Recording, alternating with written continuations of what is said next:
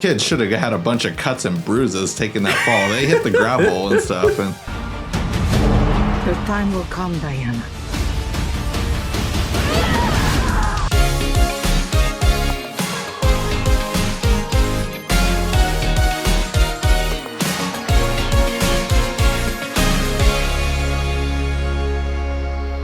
Drive-By Movies here. You are watching Fresh Releases. My name is James. My name's Blaze. And Wonder Woman 1984 just dropped on HBO Max. It's also in theaters, but we are here to talk about it and give you our new review for it. You know, I'm not so keen on this one. I figure you are, but you know what? I'm ready to go. I think we can do better. Parachute pants? Yeah, Does everybody parachute now? Rewind to the 1980s as Wonder Woman's next big screen adventure finds her facing two all-new foes, Max Lord and the Cheetah.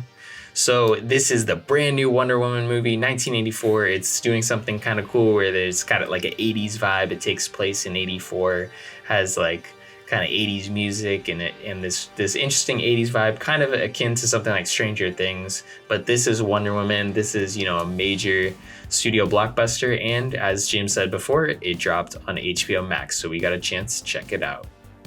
So I'm curious, first of all, James, I know that a lot of people are kind of raining on this film's parade, and I know here on the show we always kind of aren't the biggest fans, even though we will check out most, you know, mainstream big budget blockbusters like superhero movies.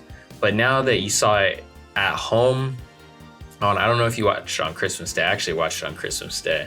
But yeah, now that you watched it like at home, did that make an impact, and how did you enjoy the film?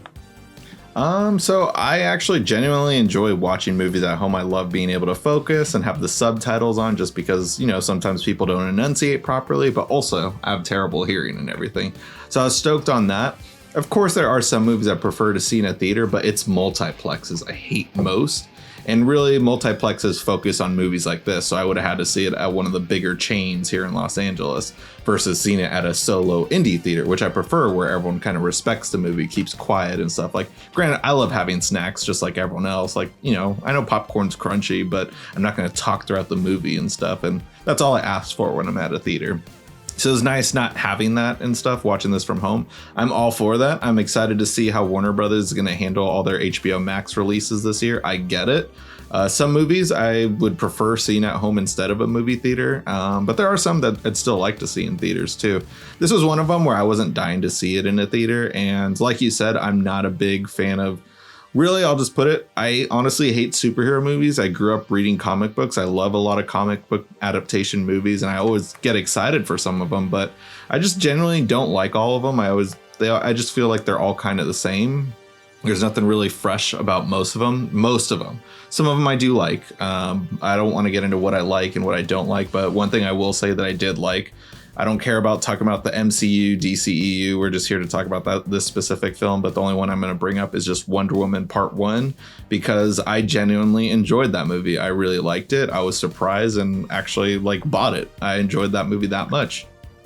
This one, the hate that it's gaining and getting, I get it. It's not like worse than other superhero movies, but this is really bad though. And it was hard to watch, and it took me 3 different times to watch it because I passed out, and there's a problem with it, and we'll talk about it. But what'd you think? And I don't think you've even seen the first one, right? So yeah, you are correct. I actually haven't seen the first Wonder Woman, so I think I will be bringing a little bit of a different thing to this review, because most people probably have seen the original Wonder Woman. I haven't seen it. I don't know if that's a good thing necessarily, to bring less knowledge into the review, but obviously I think I'll bring in a different element, being that I didn't see the original film, but I honestly felt like I didn't miss out on anything. I mean, I feel like if you watch one superhero movie, you've watched them all. This one is somewhat different. Sometimes the differences actually are, very bad for the film overall as a whole. It kind of suffers. I can kind of empathize with you saying like you fell asleep and had to start it 3 times. It wasn't really the case for me, but there's definitely times where I was bored and kind of caught myself checking the time, looking at my phone. Oh, I got an email. Oh, hold on, I got to rewind. I kind of lost track of what was happening because the plot is very convoluted. So even though it almost doesn't matter at points, like the plot and certain like parts where the movie's trying to trail off telling different stories like don't really matter, but like it definitely seems like everything is going to play this huge point in the plot, and it feels like there are times where that's not really the case. Yeah, 100%. And just like I was surprised how long it took for the story to really get going. And there's actually not that many Wonder Woman moments in this movie. Like she only dons the costume, I swear, like 3 or 4 times this entire movie. And right from the get-go, I'll just already say it, with it being too long, that opening intro served no purpose whatsoever to the plot.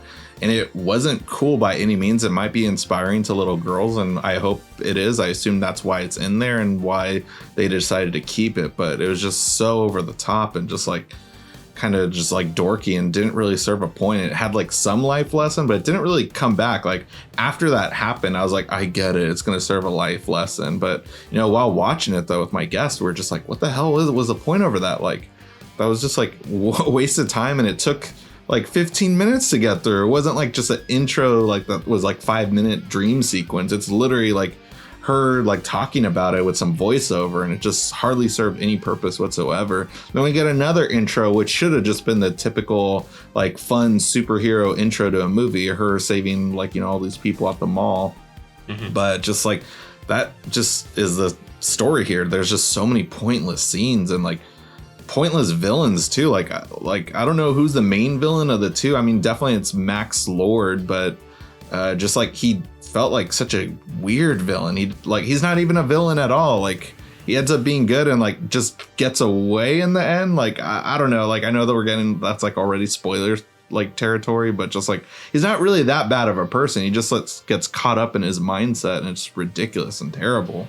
So I do want to defend the film a little bit, because I have heard that criticism by a lot of people being that intro scene makes no sense and doesn't really come back to the film. Like it kind of leaves no kind of presence in towards the end of the film. But I think the intro actually sets up the whole film in a way. I really didn't like this movie, and I absolutely hated the intro scene, like that intro sequence when they're on like wherever Wonder Woman's from, like that planet, I guess. And excuse my ignorance, I don't even know yet. I didn't watch the first one, so I don't know if she where is she from, any of that. I don't think it's important really, like to enjoy this movie. But yeah, I do think that intro kind of was just explaining the fact that you can't take any shortcuts. Obviously, it's so heavy-handed that you can't take shortcuts. You have to play by the rules. But the reason that's there is because the movie is about wishes and wishes that come true. That's like the whole kind of plot device that they use. Yeah. And essentially, a wish is a shortcut. I think that's where that whole explanation is coming from. Like the wishes, although they seem to work, it's not good because you took a shortcut, you know? Like I think that's kind of why that scene's there. Trust me, I don't think that it should have been as long as it was. I don't know how long that sequence was, and the CGI was just kind of cringe, I felt like. But I know that I'm just want to explain that I think that's why they put it there with that life lesson that actually does end up towards the end of the film, because you can't take shortcuts. Life lesson. Yeah, I understood that. Yeah. I wasn't saying like specifically to you. I'm just saying I've heard that criticism from a lot of people. So I just want to say it's very heavy-handed. You're right. Yeah. Like I know it like served a purpose. I was like, all right, this is going to come full circle later on in the plot. And like I understood it, but it was just so in your face in the intro. I was like, this is not how I wanted to start the movie and everything. So like right from the get-go, I just knew that like, oh, this feels a little off compared to the original. I mean, the original started off with a modern like take, and then like let's flash back to the 1940s and stuff, and which I understood. Or actually, I think that was a World War I movie, not a World War II movie. World War I was earlier than the 40s, but off subject though and stuff. But Yeah, it just like still just took up too much time and stuff, and there was just so much development, and I was surprised how long the final climactic battle was with Pedro Pascal. He's like the new big popular thing. Like I keep seeing him everywhere on my TikTok feed, like nonstop, and just like good for him. Like it's cool, like his success with the Mandalorian, even though I still think it's mainly a stuntman under there. He just like comes in to do voiceover work. Yeah, I feel like you have to be right. Yeah, I think personally, he's not like the most physical actor, and the scenes aren't. I mean, they're demanding for a stuntman, probably. Like, there's a lot of action scenes that they probably do need a stuntman. I doubt he does all his own stunts, and it's perfect for it if that was the case. That's right. A conspiracy we could start right here on the show. But anyways, one of the things I do want to talk about Pedro Pascal is he was probably my least favorite thing about the movie, because he was chewing every ounce of scenery in this film, and I absolutely just couldn't stand the character. I don't know if it's necessarily him or the character, but I think generally we see him very reserved as an actor, especially Mandalorian. He's that demanding when it comes to acting, you know, but like this was just, he was chewing every ounce of scenery. I've never seen him play a character that's so out there and in your face as Maxwell Lord. Character is just so annoying. It's obviously just so such over the top depiction of like Trump, or maybe it's not really over the top depiction of Trump, but it's such an obvious allegory for Trump that it's just kind of like annoying. You can't avoid Trump at this point. I mean, we have how many more days left, but you still can't just avoid him. I mean, funny enough, though, I actually was watching some of our old videos, and Trump's in a lot of them. So, like, we were talking in pretty much every sequel that I created, Trump was in it somehow. So I don't blame, Patty Jenkins or the screenwriters for putting Trump in this film as well. Even though it's not actually Trump, it's Pedro Pascal's Maxwell Lord. It still is kind of annoying.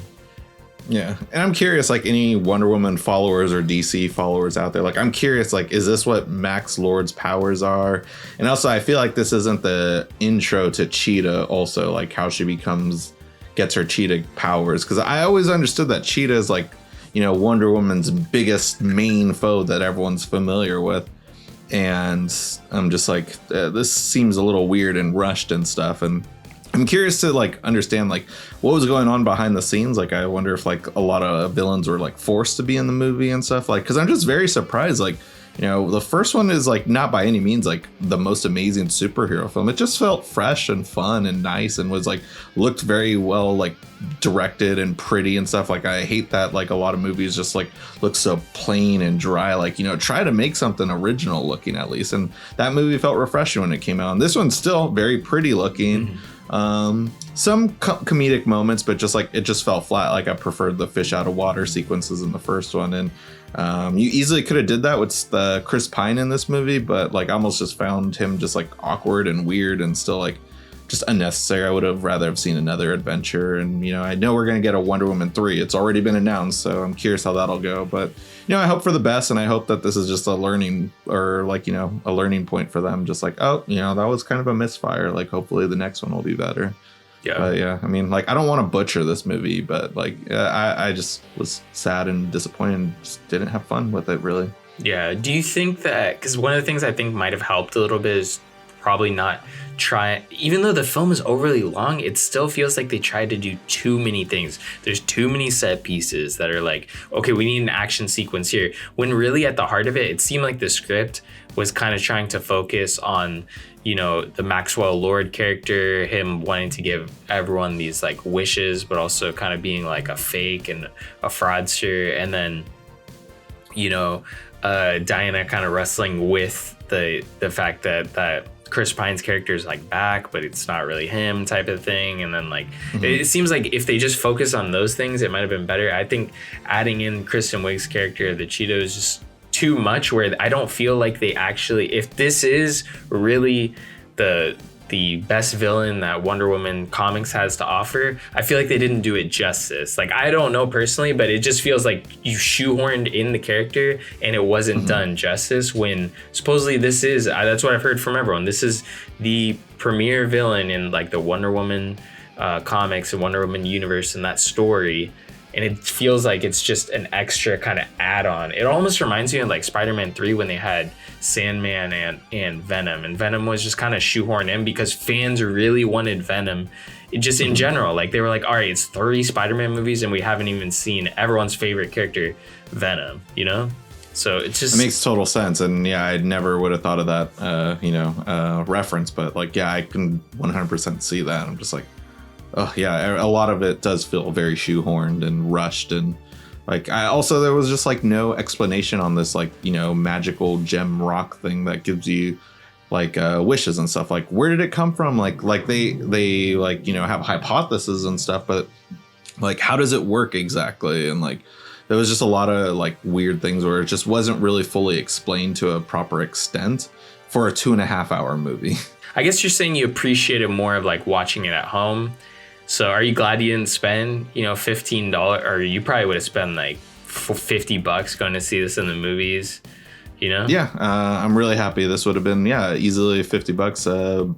Me and my date would have been $30. Easily would have got probably like $25 worth of snacks or something. Mm-hmm. Popcorn, that's like $10 right there. Then, got to add some chocolate to put on there. You need some drinks to wash down all that salt. But yeah, thank you, HBO Max, for saving me some money. Seeing it in a theater wouldn't have saved this movie though for me. Like, definitely not. Like, it would have been cool seeing the IMAX sequences that were shot in 70 millimeters or whatever, 70 millimeter film, but it was just unnecessary and I didn't need it. Mm-hmm. Yeah, I have to say, I mean, I'll recommend this just on the bare fact that it's on HBO Max if you have access to HBO Max. But this film is pretty I didn't have hype going into this film because I hadn't seen the original Wonder Woman Odyssey, so I can't say I was like disappointed. I was disappointed while watching the movie. They're like, oh, this is not that good. But yeah, because I think I was hyping up the first one. I was like, oh, you should check it out. It's pretty good. But I own the first one apparently, so maybe I will check it out. Yeah. So yeah, I mean, if you haven't, it's on HBO Max. You can also rent it on Amazon too. If you don't have an HBO Max account, don't have a theater open near you, so you can do that. That's a great way to help support us by watching through our Amazon affiliate link in our description box below. After doing that, leave a comment letting us know what you thought about Wonder Woman. Tell us what we got wrong about the comics. I'm curious, and yeah. Definitely. And if you guys haven't already, go ahead, smash that like button, hit the subscribe button, and click that notification bell to get all of our latest updates. If you can't get enough of Drive-By Movies, we're also on Instagram, Twitter, and TikTok. Be sure to catch us all on those new social media websites. Links are down below. And that'll conclude fresh releases for this week. Tune in next week for a brand new video.